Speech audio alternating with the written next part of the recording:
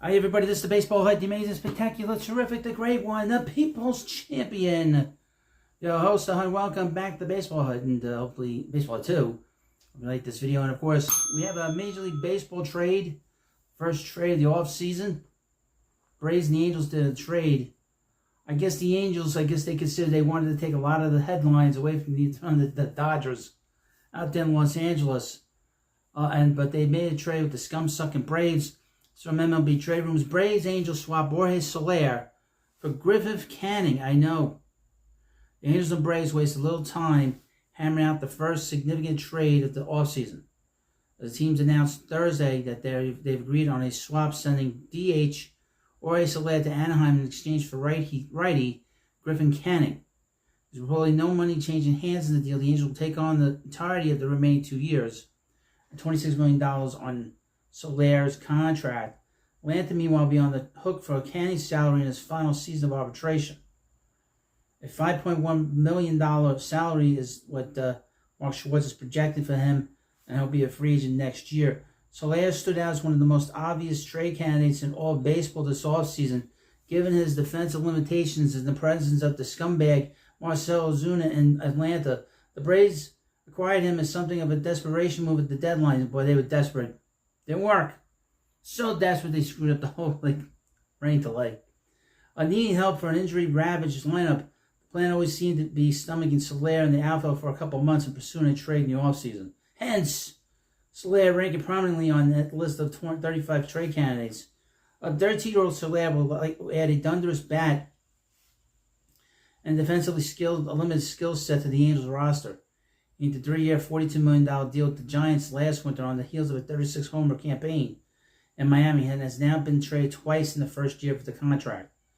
This isn't for lack of production, however. To the contrary, Soler enjoyed a solid season at the plate, hitting .241 in 142 games. He was particularly productive from June onward, catching fire with a .263 batting average and clubbing 15 of his 21 home runs in that span of 386 plate appearances. Soler simply wasn't a good long-term fit on Atlanta's roster, with Ozuna locked to be retained on a $16 million club option. Both players offer huge power, but bottom of the scale defense in the outfield corners. The Braves, as a luxury taxpayer, would have been on the hook for overage penalties in addition to the $13 million annually owed to Soler. With the Angels, a more straightforward match. He'll slide in as the everyday DH on a Halos club that used Journeyman Willie Calhoun as its primary option at the DH position in 24. 18 players saw time at DH for the Angels last year, and their collective output was the 5th worst in the sport by measured WRC+. Even if Soler doesn't bounce all the way back to his standout 23 production, his 24 output represents a monumental upgrade of what the Angels received out of last year's committee approach to the DH spot in their lineup. Soler is now one of 5 Angels under a guaranteed contract for the 2025 season, joining Mike Trout, Anthony Rendon, Tyler Anderson, and Robert Stevenson. Oh, boy, what a bunch of bad signings.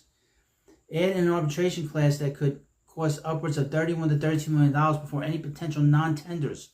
And the Halos are looking at a projected payroll around $168 million with the entire offseason ahead of them. You know, the Angels are so poorly run, they should just, I don't know if they're going to trade the team, but they should think about, selling the team, but they should think about selling the team. Maybe trade the team too, by the way. My goodness, the Angels are in such a mess. But this is the first trade of the offseason. We're going to have more. We have the general managers meeting starting on Monday. Also the first day of free agency. We got Juan Soto out there, Pete Alonso, Corbin Burns, a whole bunch of hundreds, a plethora of videos for you here at the Baseball Hut 2. And of course, smash the subscribe button. Thank you for watching. Have a good day. I'll see you later.